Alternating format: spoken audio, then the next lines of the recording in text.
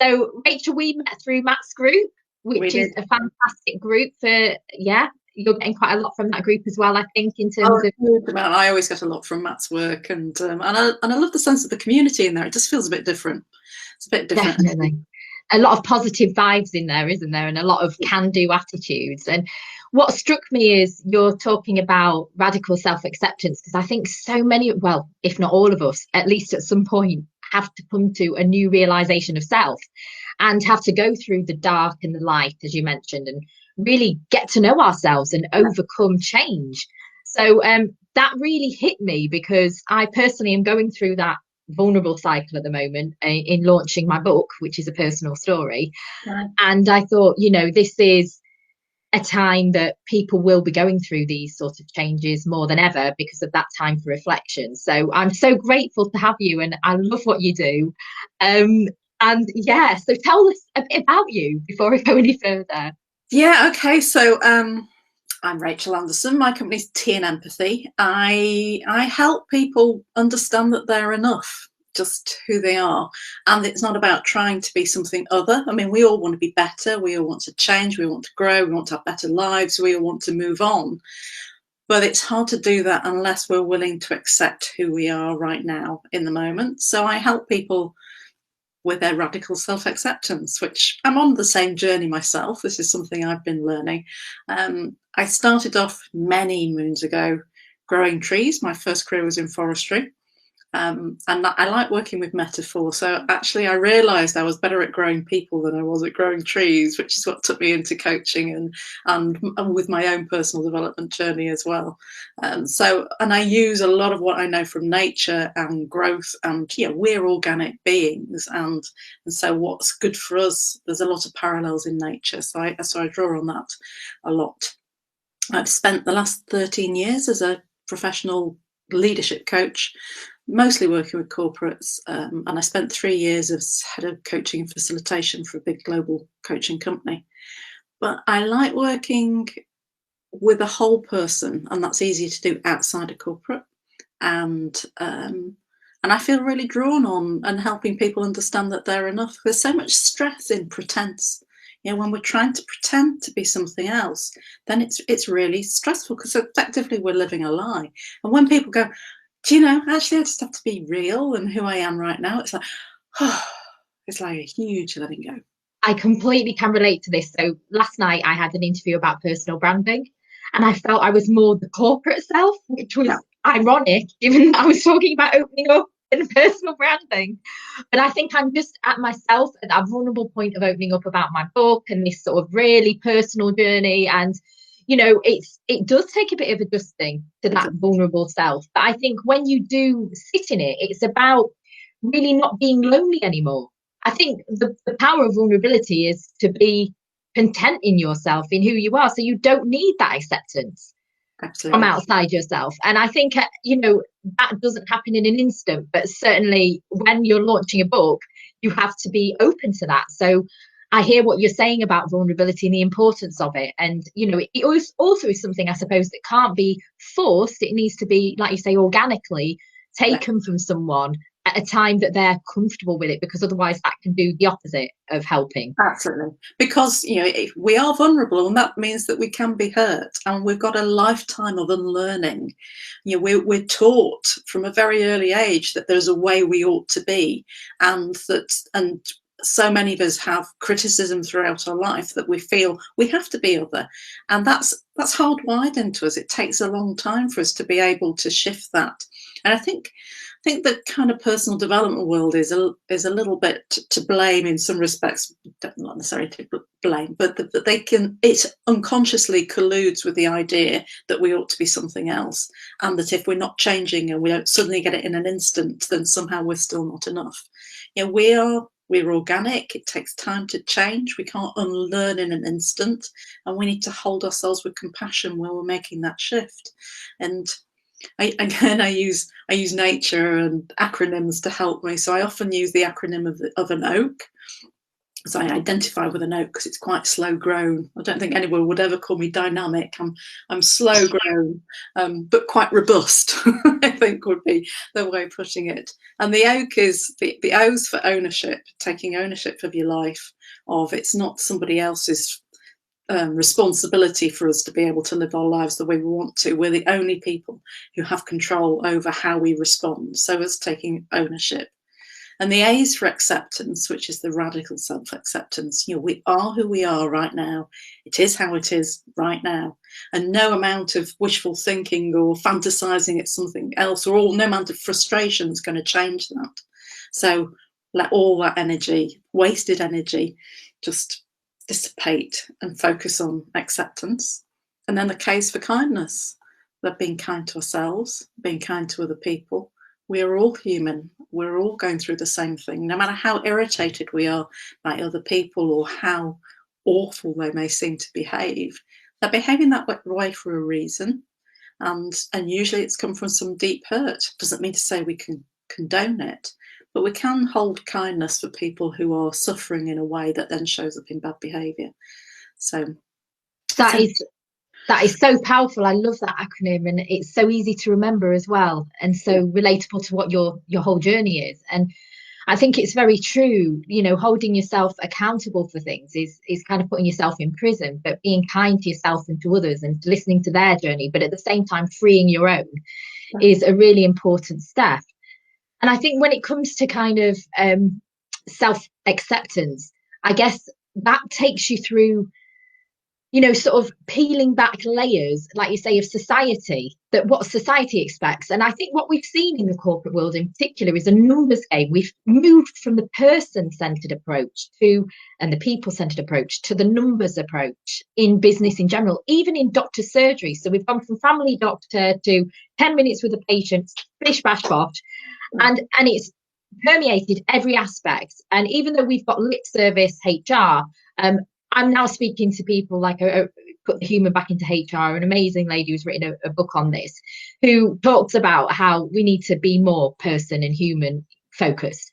And I think you're absolutely right. I think corporate companies have kind of lost their values, and as a result have taken away the belief in people and what they're there to do. And I guess in life, if we feel disposed of or easily disposable, we lose ourselves, and then nobody wins. And I think more entrepreneurs are bringing personality in because they're able to, because they're not confined by a corporate hat and a home hat. It's generally intermixed.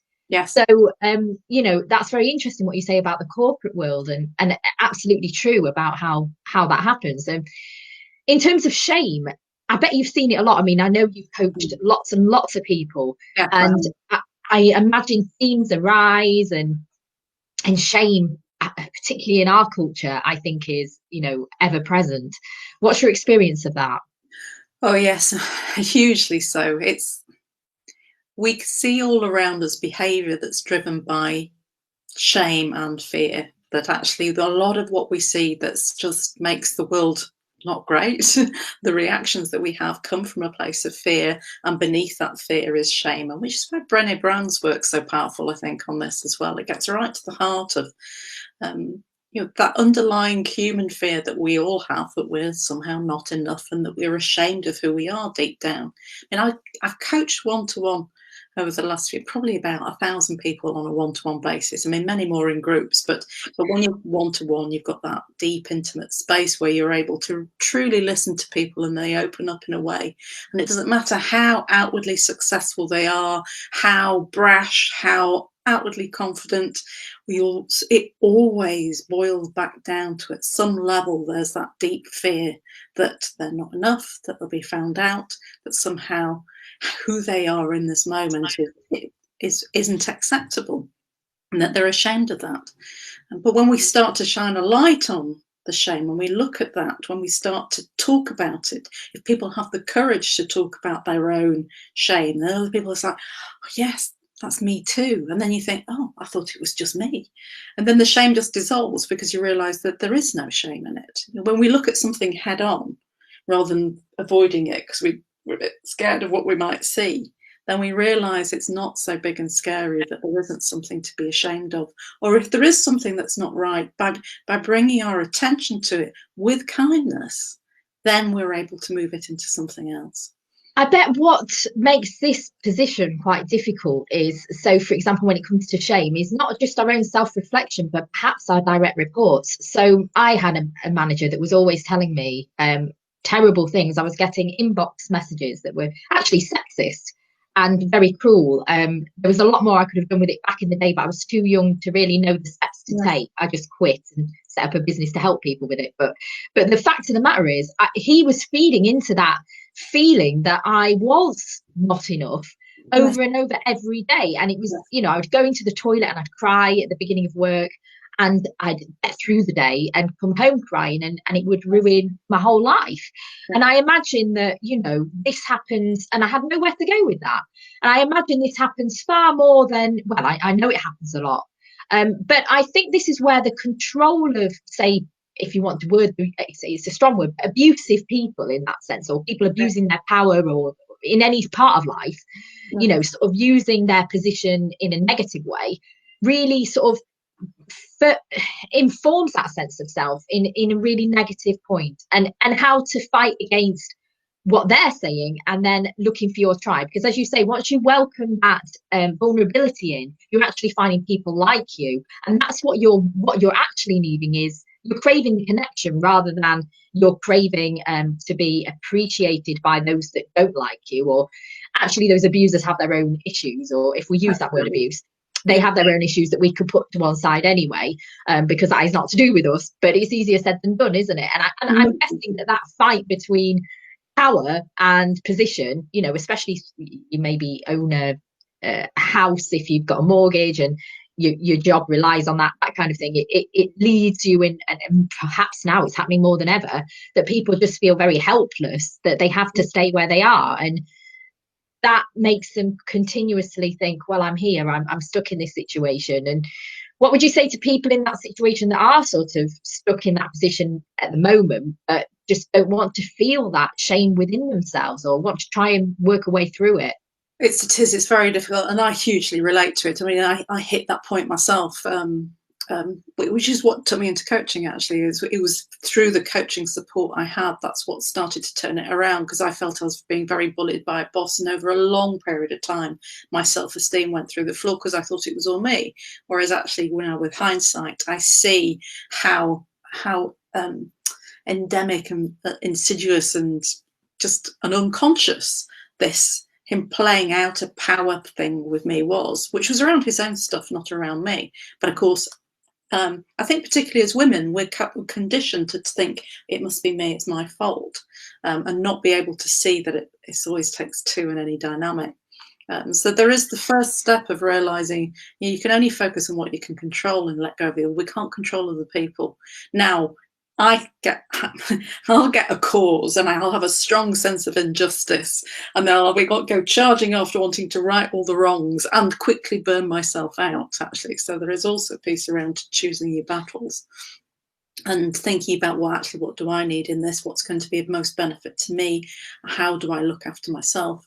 So how we focus on what we can control, let go of what we can't control, and how we find those places to nourish us or give us a different view, and to actively look for contrary evidence to what's coming at us all the time. So it feels like nothing I'm doing is right. And you can ask yourself, well, is that actually true, or am I just getting myself stuck in a story? Because even in an abusive story, there is still a story. We create meaning out of whatever happens to us. And profound change inside ourselves happens when we can change our story and change our view of it, because then it empowers us to take different action. If we're caught in that old victim story, we'll remain a victim. If we shift into something else and able to see it in a different way, it's like, well, I haven't always been in this position, and it's only in these circumstances. And yes, it may pick up on patterns that have played out throughout my life, but it's still just a big story that I'm telling myself. What other stories do I have?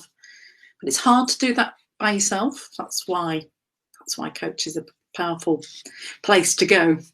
I was going to say, you know, it sounds like you need the tools to support you through that. And I imagine coaching is, you know, it's a safe place. It's an environment that doesn't get given enough recognition for what is offered there. It's Yeah. basically a whole shift in thought about yourself and about your life. And I don't think it's really understood enough the power behind it and what that can do to your whole life and every aspect of your life. So yes, I fully respect and I'm on board with all types of coaching. But I also think when it comes to fear within yourself, you can feel overwhelmed and not know where to start. Would you say there's anything practical that people would do on their own if they haven't yet got a coaching session in place? I think being able to, I mean, journaling's powerful because in getting it down on paper, it's taking it out of yourself. The problem is when we're caught in something, what you can't see the end of your nose or the back of your head without a mirror. You're too in it to be able to see it. And it's and just coming back to I'll come on to what things you can do on your own. But the other thing people get caught into is that shame of, I should be able to sort this out myself. So actually we beat ourselves up that we can't seem to shift out of it. And it must be me that means that I can't sort this on my own. I should be able to sort this on my own. Everybody else is able to sort it out on their own. The truth is that's just not true. People don't sort it out on their own. They need someone there for the mirror, or whether it's a good friend who can hold an objective point of view, or a professional like a coach or a counsellor or whoever it is. And that's why coaches have coaches. I know all this stuff, I practice all this stuff, but when I'm in it, I can't see it. I need someone there who can hold unconditional positive regard for me and a space to be able to reflect back what they're seeing, to show me the end of my nose or the back of my head, because I can't do that myself. But if you're not able to, for whatever reason, find a space that's like that, then being able to write down and get out of you what's going on, so it's separate, so it's on a piece of paper. I can grab one of mine. I've got notebooks, so grab a notebook, a lovely notebook. I'll do it online if you want, but I think there's something about hand to paper matters. And then you can go back to it after time and read it as if it was somebody else. So what if that was somebody else that you were reading? What would you be saying to them? What would you be feeling about it? Because it's much easier for us to hold compassion and understanding for somebody else than it is for ourselves. So getting it out so you can step to one side and observe what's going on as if you were looking in from outside, to disassociate with the situation, can be a very powerful technique. I can fully relate to the power of that, having written a book. And I think we all have a book in us. And there's something strange about writing a book. One, you do become vulnerable. And if you're being honest with yourself, and then there's a process of change. I noticed the rewrites of my book as I went, the redrafts. It was a case of, I'm not feeling that pain anymore. I'm feeling this way now. And in itself, the book was an evolution to a better transformation of myself. And yeah, so I fully am on board with the idea of journaling and definitely talking to somebody, because sometimes as well, I mean, prompting questions both ways, it really makes you feel connected and open, and it makes you feel like it's okay. And I think that's the shame part, you know, is it okay? Well, talking to someone outside of your immediate circle is sometimes good, because then you know it is actually okay. It's actually normal. Whereas your friends might just tell you it's okay. You know. Absolutely. I mean, we still seek, even when we're feeling stronger in ourselves, we still seek that external validation and permission. It's like when you see somebody else role modeling it, then it gives us permission. You know, I can't remember who said it. It's hard to be it if you can't see it. And so being able to surround yourself with people who are the way that you'd like to feel about yourself, people who just seem to be comfortable in their own skin, and see how they respond. And then that gives us permission in ourselves. And it's funny that permission can come from all kinds of different places. I've got 3 daughters, and my older twos, my eldest is 21 and my middle daughter's 19, the youngest is 15. But they're very much I mean, everyone has their own journeys, but they're very much their own people. And there's so much I've learned from them. My eldest daughter never wears makeup, for example. And, you know, in that journey of radical self-acceptance, I know my mascara is going to be the last thing to go, you know. It's kind of, but but seeing how she is with just being her natural self without makeup as a young woman, I find incredibly inspiring and gives me permission to think, well, yeah, why do I feel I need to cover up my features and be someone else? And so seeing how other people are in that, and learning from others and seeing the role modeling gives a reflection back of, oh yeah, it's just not something, something else for me to unlearn. It's not that Yeah, I'm wrong, it's just something that I've learnt through the conditioning that we have in society. I think so. And I think the more that you can kind of learn about yourself when you feel uncomfortable or when you see someone else feeling uncomfortable is massive, because you can learn so much by that notion that they're being real, actually. And things going wrong is comfortable. It's like people vote on Britain's Got Talent for the people that can't dance very well or whatever, can't sing very well.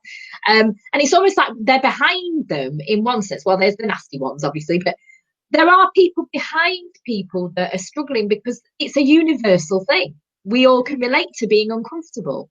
So yeah, the power of when you see someone doing that and kind of comfortable with being uncomfortable is, I think, the biggest power of all. We were talking about personal branding last night, but the biggest power of all is doing that. And it's so, like you say, so much easier said than done. And we might be able to do it at different points and then it comes and goes, I'm thinking. Yeah. So do you find that people come for a period of coaching and then maybe move on and everything goes great and then something else happens and it's a new version of self? Oh, absolutely. I mean, development's a spiral.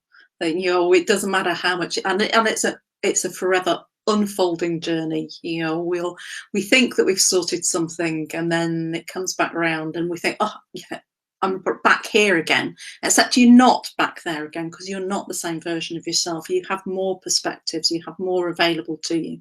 So it's the same pattern, but from a different place. So development's always a spiral, and yes, it's. Somebody once said that personal development, it's a bit like personal hygiene. You don't just wash once and think that's it for them forever. I like that. Something that we keep doing because we accumulate more baggage. Other things happen to us. Life happens. We get knocks around, and so keeping ourselves well in ourselves, keeping ourselves in that space. It's just an ongoing work, and that's. We're not broken, we don't need fixing, but we do need to look after ourselves and keep staying open and curious and humorous and accepting of ourselves and staying in that kind space. And then we can't help but grow. It's interesting. Coming back to trees again, you can plant a tree in a really harsh environment, and trees are remarkable. It will survive, but it will be quite stunted and it won't be the full potential of what it was meant to be. Or it could still have all kinds of amazingness about it and incredibly resilient, but it's not grown to its full potential. But if you plant a tree in a nourishing environment, then see how it blossoms and grows and how strong it is. But for ourselves, we create an incredibly harsh internal environment for ourselves. We're really battle and batter ourselves. And so it's, even if our external environment is good, internally we can create such harshness that keeps us small and fearful and ashamed. Whereas if we're able to practice compassion for ourselves, kindness for ourselves, it's not letting ourselves off the hook, but we're creating the nourishment that's going to allow us to grow, regardless actually of the external environment, because we can just give ourselves permission and space and understanding as if we would do for somebody else. It's incredibly powerful then. I love the analogy of the tree because it is life source, isn't it? And and it's just easy for us all to relate to. I really enjoyed that kind of example. When it comes to people feeling scared or that they're a failure and that they're sort of immobilized by that fear, what sort of advice might you give to someone like that? Mm. And I think it's important. I mean, I hold a coaching space. I'm not a counsellor. And I think there's also an important recognition of who you choose to go to for support, of whether you're moving into something that may be more mental health issues, in which case you need a different kind of professional, or if just hitting one of those points of time that's feeling, where you're feeling a little paralysed. I certainly have had plenty of those times over the years. Um, and the first step's just to reach out to someone, to not be alone with it, to not go internally within. I'm a big introvert, and I like my own space. I'm deeply introspective, but there are times when I know it's not good for me to have that introspection because I'll get caught in it.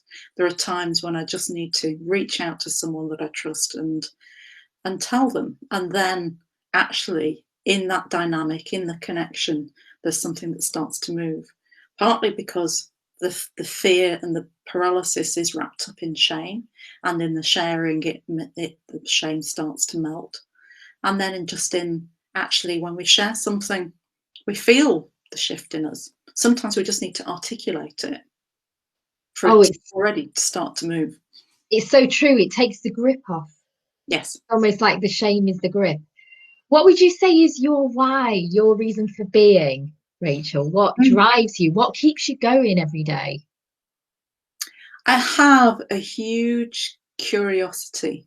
I'm fascinated by human potential. I'm fascinated by my potential. And once upon a time, for many, many years in coaching, I mean, this is a little controversial, I suppose. It was always like, I wanted to help people. I want to help people to know that they're enough.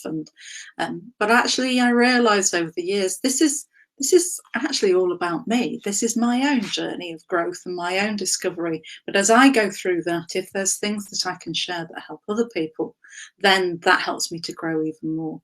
So I'm on the journey to discover and know that I am enough in all aspects. And that's going deeper and deeper and deeper over time. And I enjoy holding the space for others to know that they're enough. And on a much bigger scale, I know that if all of us are able to hold a space for each other, to let us know that that we're enough, that shame and that fear dissolves. And then the kind of behaviours that we see that are destroying the world, that create conflict, that create wars, that create atrocities, that create violence, that create all the kind of things that can feel so terrible in this world, if we feel that we're enough, they'll disappear. And so Oh, there's a goodness. bigger, much bigger piece. Now, I'm not going to change the world on my own, and no one of us can, and that's overwhelming. But we can each play our part in holding that space. And then between us, we shift Oh my everything. gosh, Rachel, that vision is amazing and so real. And amazing. It's just so true. If every one of us, it would take away the deadly sins, greed, gluttony. It would, if we felt enough, it would stop so many. Oh, what an amazing vision. It would stop so many things, definitely within ourselves. Because like you say, everything begins within. So if Yeah. we're content there, we don't push out bad stuff out there. I love that. It's absolutely brilliant. And I love that you're on that journey. And it's true. I think that people can only help other people in that space if they too are going through or have gone through those experiences, because otherwise there's no relatability, there's no genuineness around any of that. And I think that's why vulnerability is so key. And I myself have found this sort of issue with this book coming, that I've got to be fully out there. And there's always been a little bit of me holding back. And, I know that I need to let the whole of me out there in order to support the people I want to help. And as you say, it will help me along the way. It's my therapy alongside, hopefully, supporting other people that might have gone through similar. And I think that that's the best gift you can offer. The best gift you can offer it's basically universal compassion, but it's also about evolving yourself. Absolutely. And I hugely admire you for getting your book out there. It takes such courage to do that. And your openness and your vulnerability does give permission to other people to do the same. And it's not easy. And you do open yourself. I think it's Ken Wilber has a phrase that I come back to, that when people have hurt me, I'll come back to, actually, the more I grow, the more I'm able to open and step into this space, then actually I may be hurt more, but it bothers me less.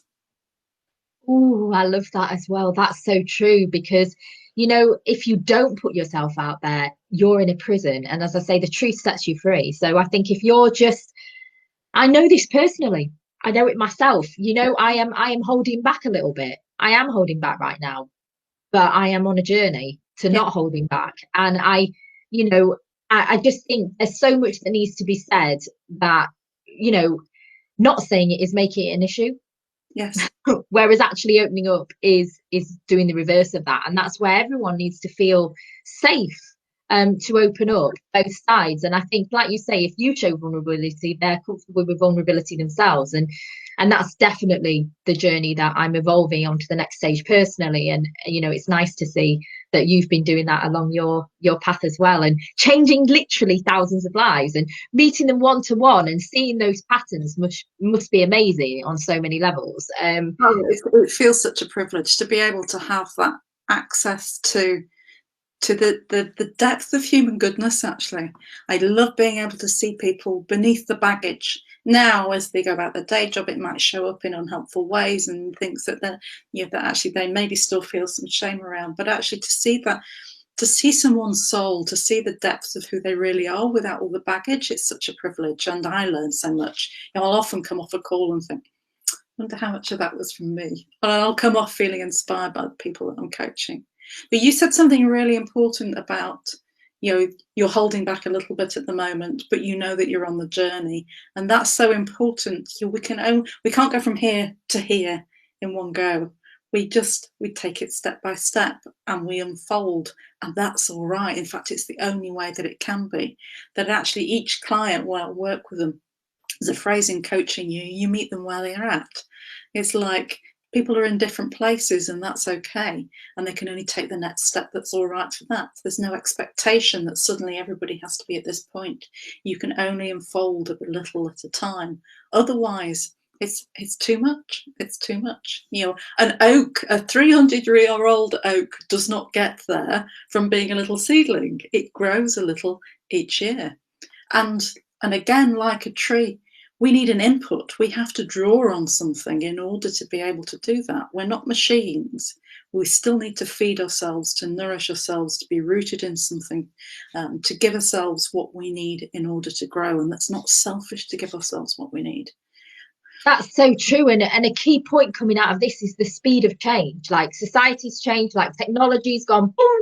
It was TV in 50 years, however many years, not many for the internet. And then it just goes, and the whole world has changed overnight. Spread of the disease, for example, let's not talk about that. But, things change quickly and life moves fast. And what we've always expected of ourselves in the business world is we need to do things quicker. We need to be computers. We need to be here. We need to be this at this age. We need to be this at this age. And society has sort of taught us that we, are on a time machine, a clock, of being where we need to be. But these should, would, coulds are just negative words, and these expectations of where we should be are not helpful behaviors. And as you say, it's a journey, and if you force any part of it, it's not real anyway. So the whole point is touching reality, touching your truth, being in your whole comfort zone of what the world should look like. Well, not should, but is for you, is real for you. And not right, well, I should be at this age doing that, and that's the thing, these expectations, it would be nice to move away from and to think more about, what do I feel is right for me now? Yes. And no one else. You're not living up. There is no pattern or blueprint for how to be alive. All the constructs that we've got in society, they are just stories. None of it's actually real. Actually, when you boil it back to, here we are as an organic being who needs air and water and food and love and movement, and beyond that, we make the rest up. And when we realise that can be very liberating. It can also make people think that you're a little bit weird because you're not fitting into the societal norms in quite the same way. But there's no way that we have to be in any of this. Absolutely. I love that. The idea of nurturing, the tree that nurtures, those aspects of your life that you need to nurture. And there's aspects of your life that just cause toxicity that aren't needed. And, trees shed dead wood, they keep themselves clean. Talking of reality, I think my I just got some groceries about. I think the doorbell's about to go. Okay, well, we've had a lovely chat, We have. and it has been amazing talking to you again, Rachel. And I love your insights and the way that you look at the world and vulnerability in general and everything that you're doing with your clients. So I'm sure we'll speak again. I hope we will do, because I'm full of admiration for what you're bringing to the world as well. So Ditto. I'd love us to chat again at some point. I know we will. I'm sure we will. And yes, we will talk soon. Talk soon. Thank you. Take care.